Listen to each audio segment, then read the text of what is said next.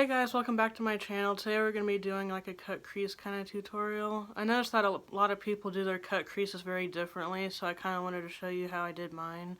As you can tell in the background, we're going to be experimenting with one of my marbled backgrounds, backdrops, whatever you want to call it. So hopefully this kind of gives it a more professional feel, but I wanted to experiment with it and see how it works. So if you want to see how the look turns out, then keep on watching.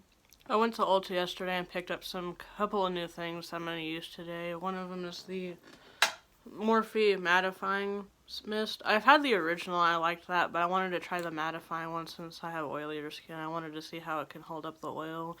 I also got the new NYX Cosmetics brow glue, which is like kind of like their clear brow gel, but it like sets them in place. I used a little bit last night, just on my regular brows with no makeup in them, and it seemed to hold up well, so hopefully it can hold up with the makeup. I also got a new eyelash curler from Revlon, because the one that I have is starting to get pretty old. And this one seems pretty nice so far. It's got like the rubber grips on the bottom, so hopefully those work well.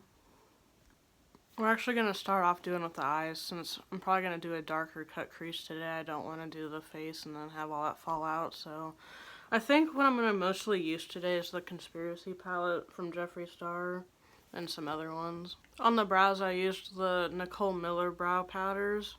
I got this as a Christmas gift a while ago, and I really like it. I used that shade. And I used the NYX brow glue on top of it. For eye primer, I'm going to go in with the e.l.f. Putty Eye Primer. This is the matte one. I used to really dislike this product. I thought it was like really bad, but I used it like a week ago and for some reason it worked really well. So I was like, maybe I'll just give it a second shot.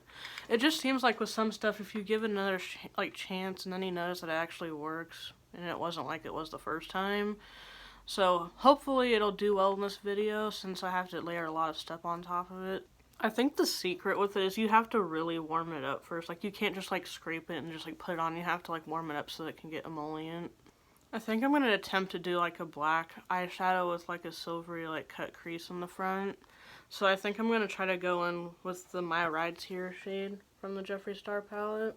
In the crease, I'm going to try to build it up so it doesn't really explode everywhere. When we're doing cut creases, you want to make sure the crease shade that you're going to use, make sure you go up higher. Because, you know, technically we're not going to be doing an actual crease shade since your like cut crease is going to go like in this area. So you don't want to bring it low. You want to go up so that way you have room for that part.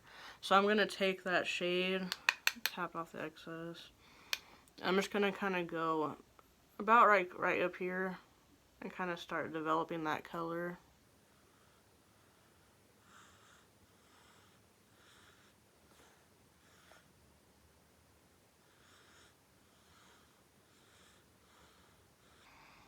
You kind of almost want to stay in that transition area. You don't want to go much lower than that.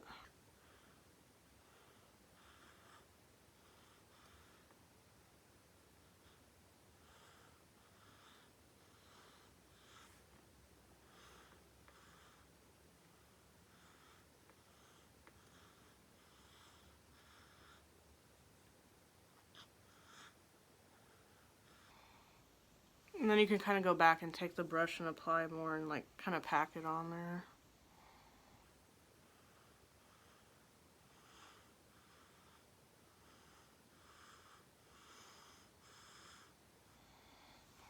And then later on I can show you guys my top trick for cleaning up the crease. I had to end up putting my hair back because I want to be able to focus really well, and I know I'm looking crazy. But now I'm going to show you the trick that I use to make sure you get a clean cut crease. And it's like the simplest thing ever. You literally just take a Q-tip and you soak both ends with like makeup remover and clean it up underneath. Gives you the sharpest line ever. So when we start, I kind of like to start in the center and kind of work our way to the end. You can certainly go as high as you like because you're determining how far you want your cut crease to go. Typically, I like to go a little bit higher up just so that you have more space. I like to make sure I kind of have like a wispy end so that way it kind of curves up. And you want to make sure you give that a good dry down time so that it doesn't mix with anything.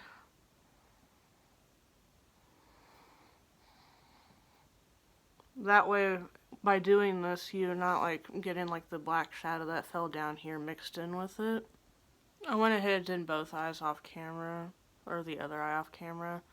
You can tell that makes a huge difference in like the cleanliness of the eye. For the actual cut crease part, I'm going to go in with the Anastasia Eye Primer. People kind of have mixed reviews on this. I like it for doing like the cut crease, not so much as an actual eye primer. So I'm going to go in with that on a small brush. I'm going to go ahead and kind of just dot a little bit on the brush. I don't want to start off with a whole lot because then if you have a lot of excess, it can get kind of messy. So I'm going to go in and start on this eye. Now, the biggest trick that I always do with this, and so that you don't have to like go up and like make the line yourself, is I'll take this, tap that, and then the thing that really makes it is you look up and you see how it gives you that indentation. That's where we want to cover up most of the area with the concealer or whatever product you're using. So I'm just going to take the brush with the rest of the product and kind of fill that in. It went a little bit higher than what I marked with the makeup remover, but that's fine. Kind of just move the product around and kind of just stamp it on there so it... And there was a tapestry. Okay, so we fixed it for the most part. I was sitting there doing the makeup and it just fell. I was like, well, that's great. So I'm going to go ahead and do the other eye with that same technique that I did over here. Put about that same amount on the brush, like that. Ever since I started doing the trick when you put the dot and you look up, it's just changed everything. It's just like, when you have like the product and you try to do it like this, you just don't know where to gauge it at. So that way it provides you with like just a guidance of where to put the product. So I'm going to do that same thing again. Look up. This one, it kind of stayed a little bit lower. So at least it didn't go too high. I'm going to go ahead and do that same thing.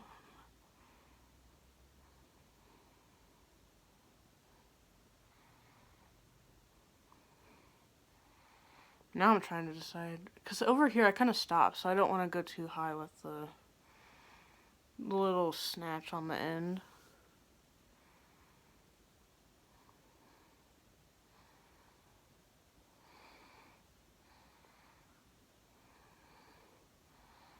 Another thing that's important is when you use the brush, you kind of have like those patting motions so that it can smooth it out.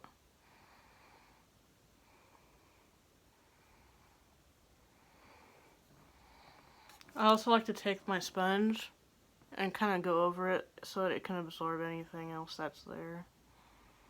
And it gives you that good seamless finish.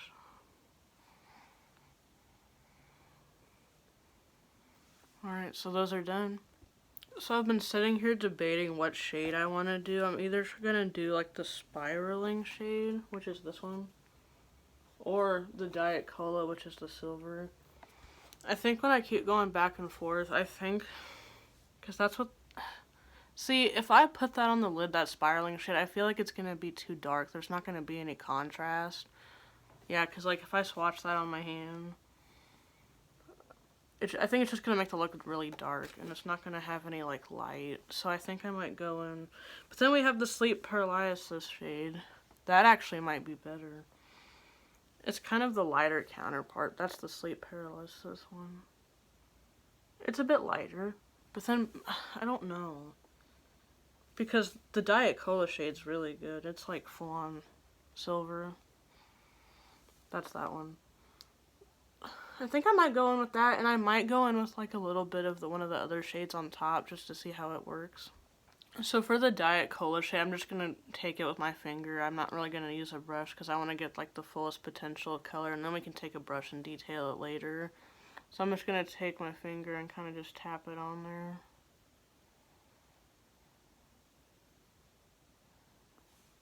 It's like an aluminum can, silver.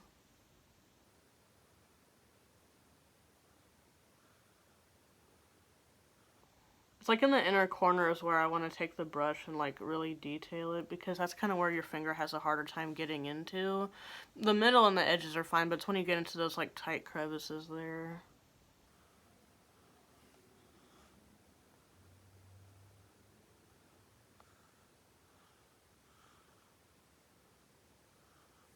Alright, and that one's done. I'm going to do the other eye. I got both of those eyes down with the silver. I'm going to go in with that black shade and kind of add some dimension over here. I'm going to go back in with that same brush that I used for the crease.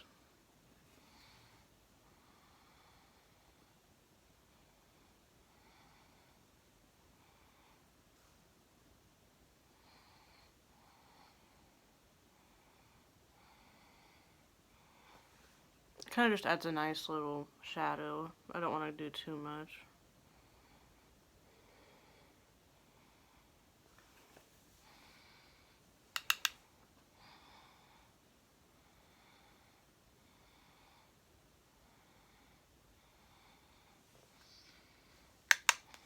Ooh, drop the brush.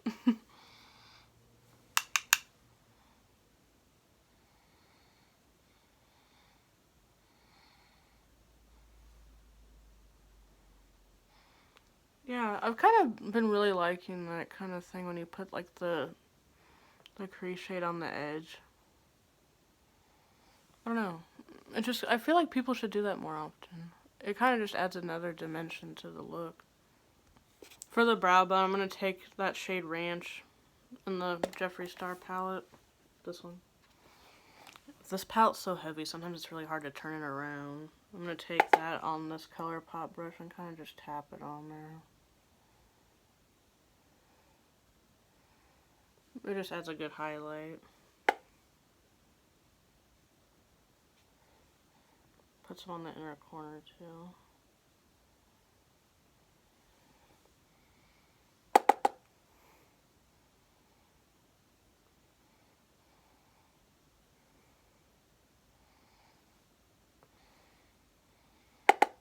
I'm gonna put that on the inner corner too.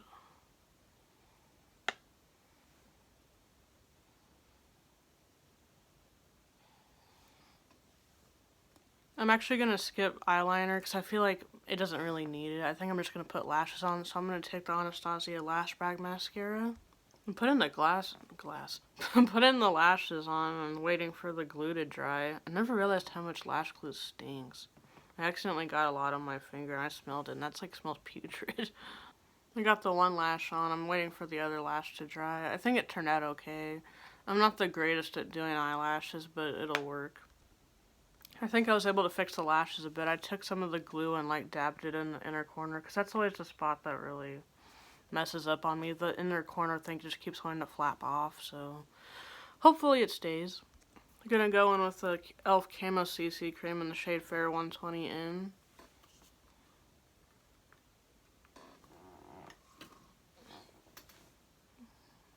And this is the e.l.f.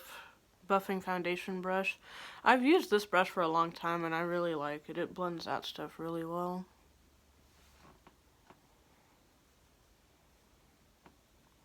I didn't do primer today because all my good primers are at school, so I'm like, we'll just skip over it. Some people don't believe in primers.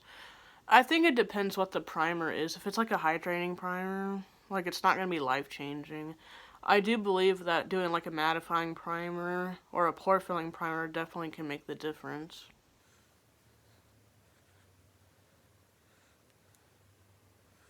Make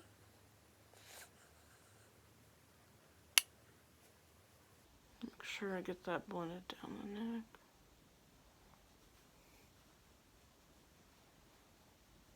I've been really happy with the CC cream so far. It's lighter than like regular foundation and it just feels nicer. And I think it's good for oily skin too because it helps get rid of the oils throughout the day.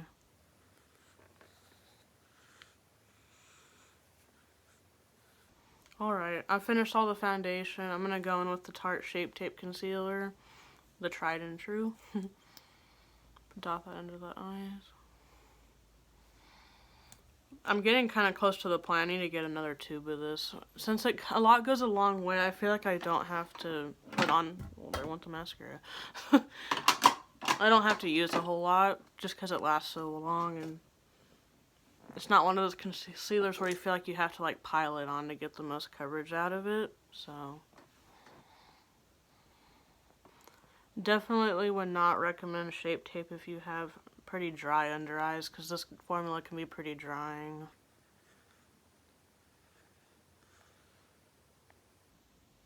And I think it's been kind of hard to find a dupe to like. I think that the e.l.f. one, it's a bit different to the Tarte Shape Tape. I think it's drier than the Tarte Shape Tape. Shape Tape. I'm trying to pronounce that.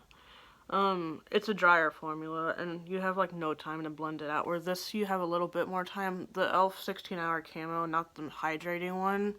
I feel like the second you put it on, you have to blend it out, or it's just gonna be stuck where you put it.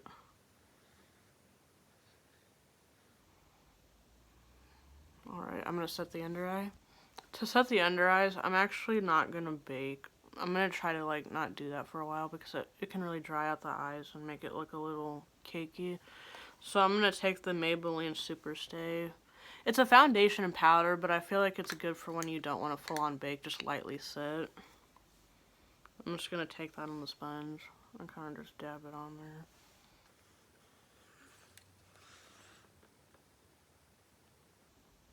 I feel like it's kind of good to give your eyes a break from the baking sometimes. Just because baking can be so, I guess you could call it congesting. It can really wear your eyes out.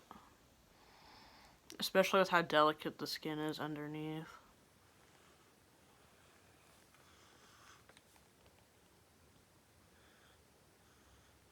I think I'm going to go ahead and just set the rest of the face with this too. I've been wanting to try that new L'Oreal powder foundation, but everywhere I go, it's gone. Like, it's not even on the shelf. Basically, every shade's just taken. So hopefully, I can find it at some point and review it for you guys. I don't know why I'm having the hardest time talking today.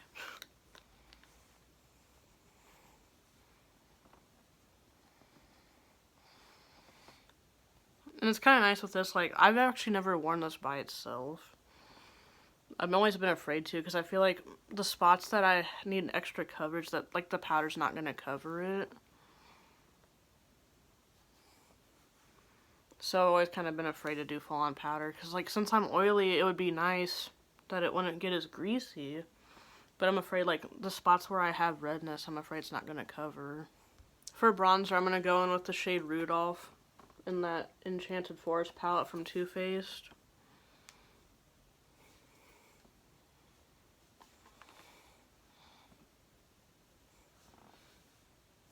I'm going to try to like incorporate more of the products that I have that I don't use all the time on our channel. My channel. So that way you guys can get like the full spectrum of the stuff that I have.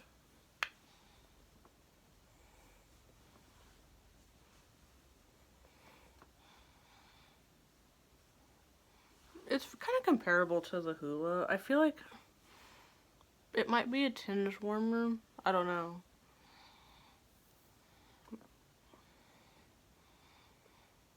I definitely know that like super warm tone bronzers don't look very great on me. I try to stay, if I do a warm bronzer, I make sure that it's not overboard like this. Like it has like a tinge of coolness too, just it's not full on orange because with my skin tone it doesn't pair well with it.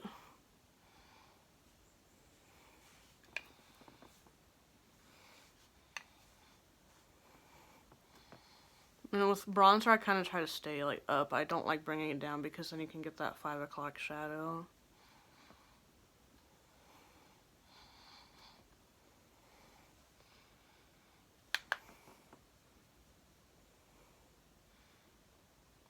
I'm trying to think about what lip I want to do.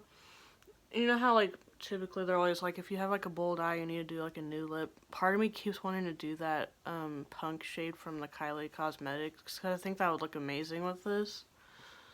And I'm filming a TikTok at the same time as doing this and I think it would look good with that. I can link my TikTok account in the description if you're interested in seeing that.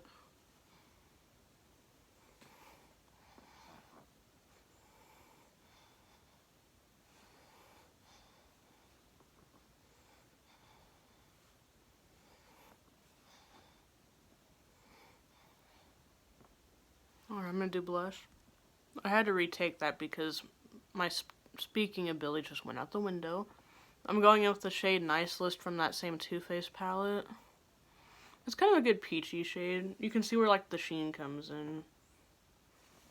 I might go back in with my sponge and kind of go over it so it doesn't get like too overboard.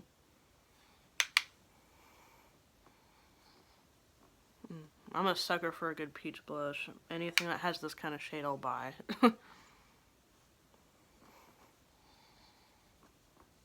And one thing that's always nice is if you feel like you did too much like on the blush, you can take the sponge and or a powder and kind of go back over it. One thing I've never really done is like put the blush on the nose. I feel like that doesn't look good on me because I've like tried it, but it looks good on a lot of people, but I don't think it looks good with my face. We're going to go in with highlighter like on the nose, but I'm going to do as little as possible on the edges since the shimmery highlight kind of already gave us that highlight with the blush. I'm just going to stick with the same palette and go with the shade Lit Up, which is that top one. I'm going to take this fan brush because I can't find my Morphe one, so I'll just use this. I haven't used a fan brush in a long time. I feel like it kind of disperses the product a bit fainter since the way that it's shaped on the brush. But it's kind of nice if you just want it like a delicate glow. Put that on the nose, on the bridge. I'm going to go in like the tiniest bit. That's all I'm going to do. I don't want to do too much over there. I really wish this palette had a mirror. Like, it has this giant picture on the inside, which is nice, but it's like you could have put a mirror in there.